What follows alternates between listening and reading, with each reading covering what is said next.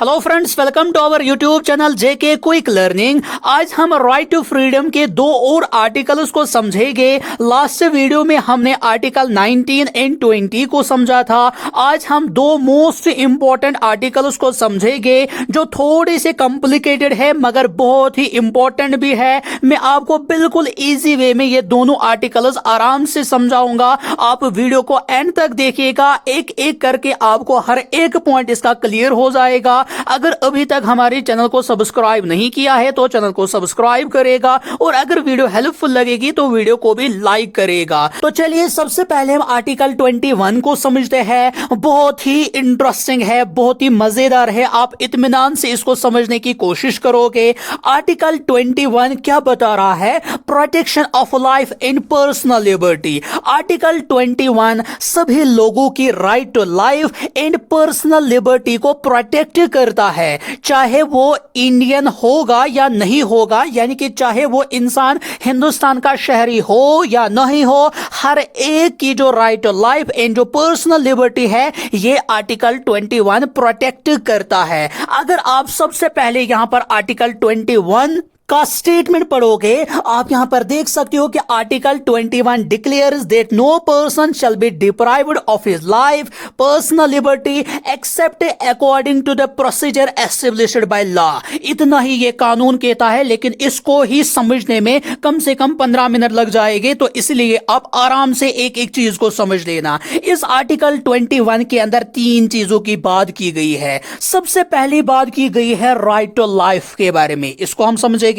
उसके बाद बात की गई है पर्सनल लिबर्टी के बारे में। ये छोटे ही कंसेप्ट से ये आराम से समझ में आ जाएगा। लेकिन इसके बाद मोस्ट इंपॉर्टेंट है कि प्रोसीजर एस्टेब्लिश्ड बाय लॉ, इसका मतलब क्या होता है। अगर ये वाली चीज समझ में आई आपको तो आप समझ लेना कि आर्टिकल 21 आपने अच्छे से समझा है। तो सबसे पहले हम समझेंगे राइट टू लाइफ का मतलब क्या है। सबसे पहले लाइफ को हम समझेंगे। राइट टू लाइफ का खाली इतना ही मतलब नहीं है कि आपको जिंदा रहने का हक है, आपको जीने का हक है। नहीं, राइट टू लाइफ का मतलब हर उस चीज से है जिससे इंसान की जिंदगी जीने के लायक बन जाएगी, या जिससे इंसान अपनी जिंदगी पूरी डिग्निटी के साथ जिए, वही कहलाता है राइट टू लाइफ। जैसे आपको एक डिसेंट जिंदगी गुजारने का हक दिया गया है, आपको पोल्यूशन फ्री एनवायरनमेंट में रहने का हक दिया गया है, आपको राइट टू हेल्थ दिया गया है, यानी गवर्नमेंट आपकी हेल्थ का ख्याल रखेगी, कोई आपसे आपका हेल्थ नहीं छीन सकता है। यही तो रीजन है कि जिस टाइम कोविड आया था उस टाइम जैसे उसकी वैक्सीन तैयार की गई तो उस टाइम सारे के सारे लोगों को मुफ्त की वैक्सीन दी गई। क्यों दी गई? क्योंकि हमें तो अपना कॉन्स्टिट्यूशन देता है राइट टू लाइफ, यानी कि एक इंसान सेहतमंद हो, यह भी हमारी गवर्नमेंट की जिम्मेदारी बनती है। एंड साथ ही साथ मैंने कहा कि एक इंसान को पोल्यूशन फ्री एनवायरनमेंट में रहने की बिल्कुल आजादी दी गई है। फॉर एग्जांपल, आपने भी अपने एरिया के अंदर देखा होगा, अगर किसी एरिया के अंदर कोई फैक्ट्री लगाई जाती है एंड उसकी वजह से अगर उस एरिया के अंदर कोई पोल्यूशन क्रिएट होता है तो आप डायरेक्टली कोर्ट के पास जा सकते हो और वो जो फैक्ट्री है वो आप बंद भी करवा सकते हो। जैसे हमारे जम्मू एंड कश्मीर के अंदर बहुत सारी सीमेंट की फैक्ट्रीज ऐसी रही है पास्ट में जिनको सील करवाया गया है। क्यों? क्योंकि उनकी वजह से भी बहुत ज्यादा पोल्यूशन होता है। आई होप कि राइट टू लाइफ का मतलब आपको समझ में आया होगा। दूसरी चीज को समझते हैं, पर्सनल लिबर्टी का मतलब क्या है, यानी कि आपको अपनी पर्सनल आजादी दी गई है। फॉर एग्जांपल, इसके अंदर आएगा राइट टू प्रिवेसी, इसके अंदर आएगा। फॉर एग्जांपल, आपको राइट टू स्लीप आ जाएगा इसके अंदर, दैट मींस आपको सोने की आजादी दी गई है। आपको बाकी काम करने की जो भी आपकी यहां पर पर्सनल आजादी है वो भी आपको देकर रखी गई है इसी आर्टिकल 21 के अंदर। लेकिन अब इंपॉर्टेंट चीजें शुरू हो रही है जिसकी वजह से ये right to life personal liberty आपको और ज्यादा अच्छे से समझ में आ जाएगा। आर्टिकल 21 जहां हमें एक तरफ से राइट टू लाइफ और पर्सनल लिबर्टी को प्रोटेक्ट करता है, वहीं पर आर्टिकल 21 ये भी कहता है कि अगर स्टेट चाहेगी तो कानून के हिसाब से एक इंसान की राइट टू लाइफ और पर्सनल लिबर्टी छीनी भी जा सकती है। यही मतलब है यहां पर except according to the procedure established by law. लेकिन इसी सेंटेंस की मदद से यह सारा क्लियर नहीं होगा, अभी जाके इस procedure established by law law को आप आराम से समझोगे कि इसका मतलब क्या है। यहां पर मैंने क्या बताया, आर्टिकल 21 जहां हमें एक तरफ से राइट टू लाइफ और पर्सनल लिबर्टी को प्रोटेक्ट करता है, वहीं पर आर्टिकल 21 ये भी कहता है कि अगर स्टेट चाहेगी तो कानून के हिसाब से एक इंसान की राइट टू लाइफ और पर्सनल लिबर्टी छीनी भी जा सकती है। इसी प्रोसीजर एस्टेब्लिश्ड बाय लॉ को और अच्छी से समझने के लिए हमें यहां पर एक फेमस केस के बारे में पढ़ना होगा। इसके बारे में क्वेश्चन पूछा जाता है। वो जो केस है वो उसका नाम है गोपालन केस, जो कि 1950 में आ जाता है। इस केस में सुप्रीम कोर्ट ने बताया कि जो हमें आर्टिकल 21 में प्रोटेक्शन मिली है वो हमें आर्बिट्रेरी एग्जीक्यूटिव एक्शन से मिली है। यानी कि अगर हमारी एग्जीक्यूटिव आपका कोई हुकूक छीनती है तो आप सुप्रीम कोर्ट में जा सकते हो उसके खिलाफ आवाज उठाने के लिए। एंड ये एग्जीक्यूटिव एंड लेजिस्लेटिव क्या है वो हमने ऑलरेडी पढ़ा है फीचर्स ऑफ इंडियन कॉन्स्टिट्यूशन के अंदर ही। एग्जीक्यूटिव का मतलब क्या है, जो लॉज को इंप्लीमेंट करती है, लागू करती है। यानी कि इस केस के अंदर सुप्रीम कोर्ट ने क्या बोला, जो हमें आर्टिकल 21 में प्रोटेक्शन मिली है वो हमें आर्बिट्रेरी एग्जीक्यूटिव एक्शन से मिली है। यानी कि अगर हमारी एग्जीक्यूटिव कोई हुकूक आपसे छीनती है तो आप सुप्रीम कोर्ट में जा सकते हो उसके खिलाफ आवाज उठाने के लिए। यानी कि इसका मतलब यह है कि ऐसा नहीं है कि आपके घर में कोई कल जाके पुलिस आएगी, आपने कोई गलत काम किया नहीं होगा तो आपको उठा के लिया जाएगा और जेल में बिठाया जाएगा। तो यही इस गोपालन केस के अंदर बताया गया कि आपको यहां पर प्रोटेक्शन मिलती है कि अगर एग्जीक्यूटिव की तरफ से कोई मनमानी की जाएगी। लेकिन इसी केस में बताया गया कि पार्लियामेंट की जानिब से बनाए गए लॉज के हिसाब से आपको अरेस्ट किया जाएगा, फिर चाहे वो लॉ ना इंसाफी का ही क्यों ना हो, उस लॉ में कोई मनमानी ही क्यों ना हो। ये जो सुप्रीम कोर्ट है ये नहीं देखेगी कि ये जो कानून है कि ये सही है गलत है।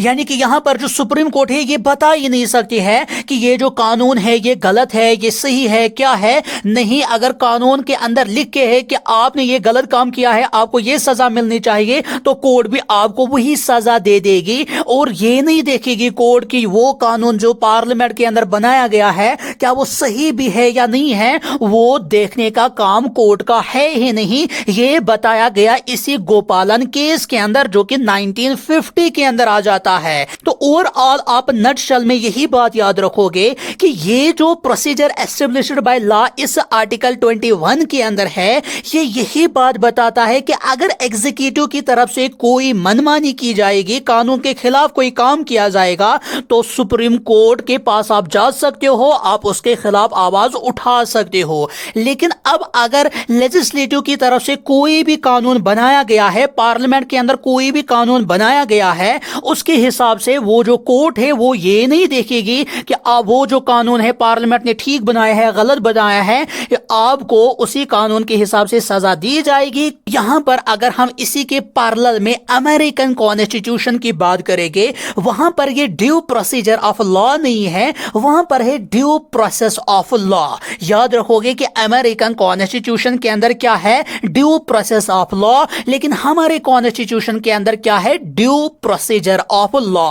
अब ये ड्यू प्रोसेस ऑफ लॉ क्या बताता है, इसको समझते हैं। ड्यू प्रोसेस ऑफ लॉ क्या बोलता है कि अगर पार्लियामेंट कोई लॉ बनाता है और वो लॉ अनजस्ट होगा, उसमें कोई मनमानी की होगी गवर्नमेंट की तरफ से, तो सुप्रीम कोर्ट उस लॉ को खारिज कर सकती है। लेकिन अभी हमने गोपालन केस के अंदर क्या देखा, सुप्रीम कोर्ट ने बताया कि अगर आर्बिट्रेरी की तरफ से यहां पर कोई मनमानी की जाएगी तो हम उसके खिलाफ आवाज, तो उसके खिलाफ एक्शन होगा। लेकिन गवर्नमेंट जैसा कानून बनाएगी वैसा बनाएगी, हम उसको देखने वाले है नहीं। लेकिन इस ड्यू प्रोसेस ऑफ लॉ के अंदर क्या है कि अगर अमेरिका के अंदर पार्लियामेंट की तरफ से कोई ऐसा कानून बनाया जाएगा, यानी कि जो अनजस्ट होगा, जिसकी वजह से लोगों को कोई इंसाफ नहीं मिलता होगा, जिसकी वजह से लोगों के इंसाफ, लोगों के हुकूक छीने जा रहे होंगे, तो उस कानून को वहां की सुप्रीम कोर्ट रद्द भी कर सकती है, उसको खारिज कर सकती है। एंड इसी गोपालन केस के बाद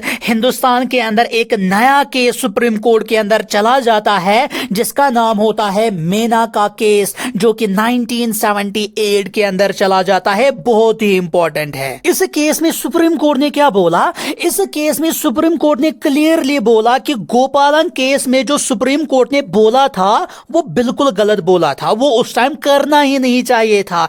उस केस में क्या बताया गया कि पार्लियामेंट की तरफ से जो भी कानून बना जाएगा उसके हिसाब से आपको सजा दी जाएगी। हम ये नहीं देखेंगे कि वो जो कानून है क्या वो जस्टिसेबल है या नहीं है, क्या उससे जस्टिस मिलता है या अनजस्टिस ही होती है, तो ये नहीं देखा जाएगा। लेकिन इस केस के अंदर अब सुप्रीम कोर्ट 1978 में बताती है नहीं, ये जो गोपालन केस के अंदर बताया गया था वो बिल्कुल गलत था। इसमें सुप्रीम कोर्ट ने अब बोला, क्या बोला?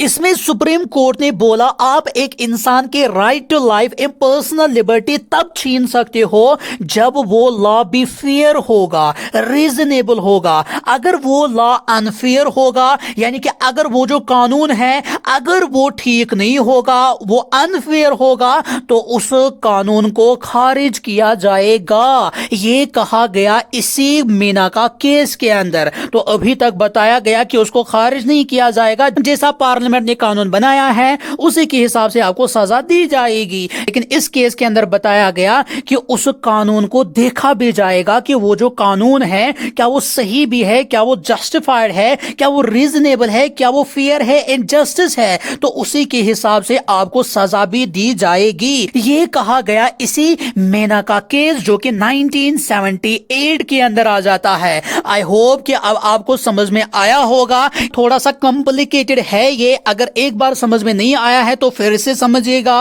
पहले आप राइट टू लाइफ को समझोगे, उसके बाद पर्सनल लिबर्टी को समझोगे, उसके बाद समझोगे प्रोसीजर एस्टेब्लिश्ड बाय लॉ। यानी कि ये जो प्रोसीजर एस्टेब्लिश्ड बाय लॉ हमारे इस आर्टिकल 21 के अंदर है, इसका जो मतलब है वो वक्त के साथ साथ अलग अलग केसेस के अंदर चेंज किया गया। सबसे पहले आया गोपालन केस, तो ओवरऑल अब अगर हम मीना का केस की बात करेंगे, इसके अंदर यही बताया गया ये जो हमारी सुप्रीम कोर्ट है ये आपको खाली आर्बिट्रेरी एग्जीक्यूटिव एक्शन से नहीं बचाएगी, ये आपको आर्बिट्रेरी लेजिस्लेटिव एक्शन से भी बचाएगी। इसका मतलब क्या है कि अगर खाली यहां पर एग्जीक्यूटिव यानी कि पुलिस मनमानी करती है, खाली उसे नहीं बचाएगी। अब अगर पार्लियामेंट के अंदर बैठे हुए हमारे मिनिस्टर्स अपनी मनमानी से कोई कानून बनाने बैठेंगे, तो वो जो कानून है जब वो पास होगा पार्लियामेंट से, उसके बाद अब आप सुप्रीम कोर्ट के अंदर जा सकते हो उस कानून के खिलाफ आवाज उठाने के लिए। आप बता सकते हो कि इस लेजिस्लेटिव ने जो कानून बनाया है ये मेरे right to life and personal liberty को छीन रहा है, इसलिए सुप्रीम कोर्ट अब से यानी कि आज अगर हम बात करेंगे तो सुप्रीम कोर्ट डेफिनेटली उस चीज को देखेगी।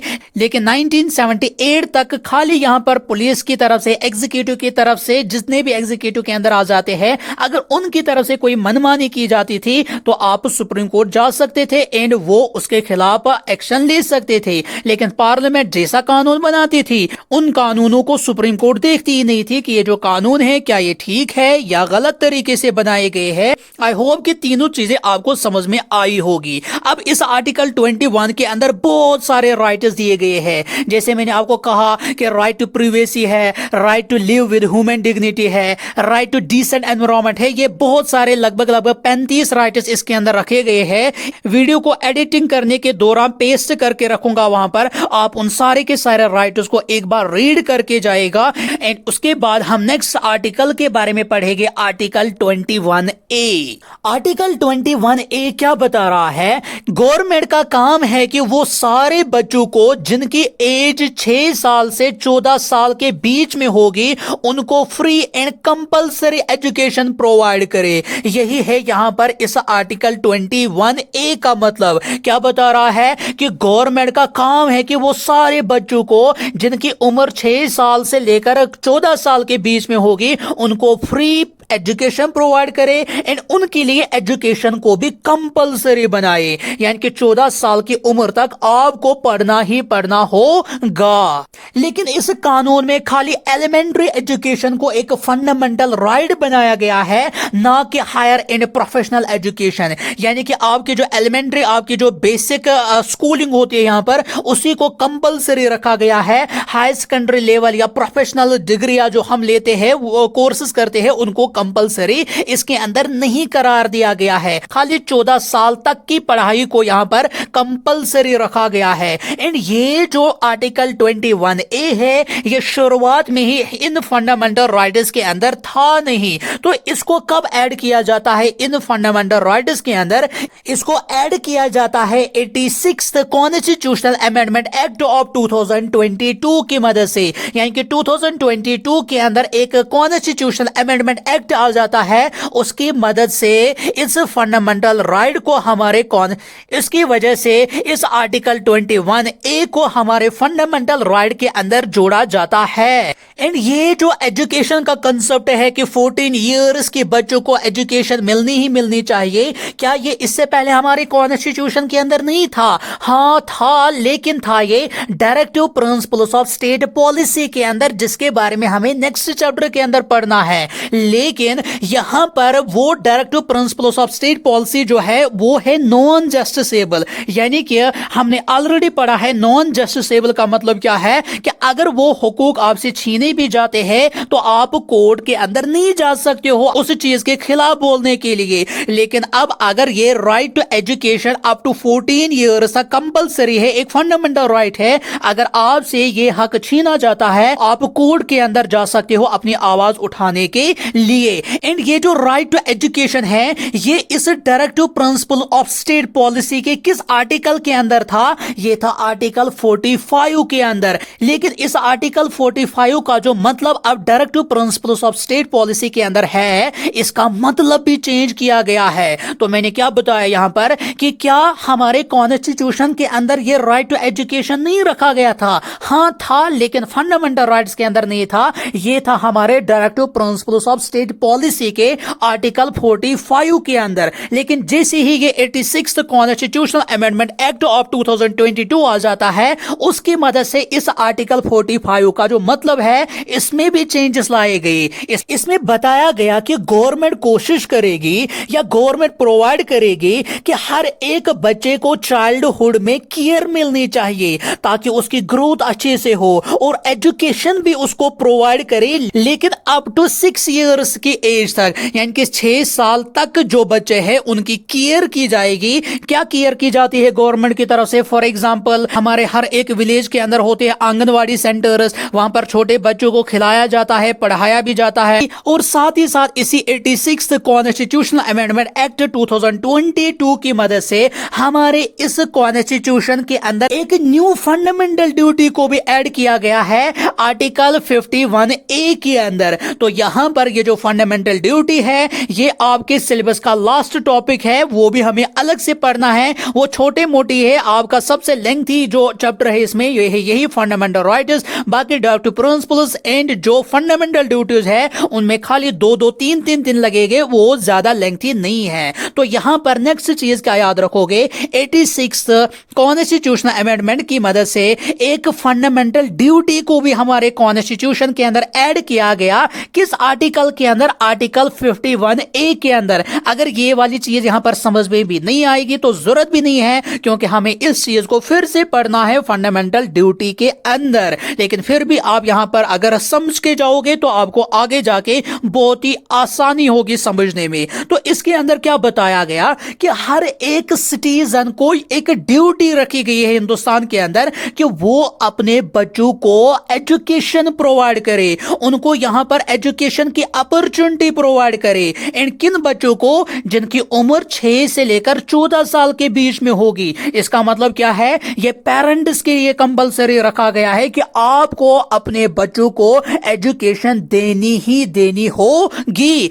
ये कहा गया इसी आर्टिकल 51A यानी कि फंडामेंटल ड्यूटी के अंदर। एंड उसके बाद लास्ट वाली चीज आप इसके अंदर क्या याद रखोगे, इस आर्टिकल 21A को पूरा करने के लिए पार्लियामेंट एक एक्ट लाती है जिसका नाम होता है right to education to free and compulsory education act 2009, यानी कि RTE एक्ट 2009 के अंदर लाया जाता है। क्यों लाया जाता है? आर्टिकल 21A को पूरा करने के लिए, यानी कि इसके अंदर जो जो चीजें बताई गई उसके लिए यहां पर एक कानून लाया जाता है, लेकिन बहुत लेट लाया जाता है। कब लाया जाता है?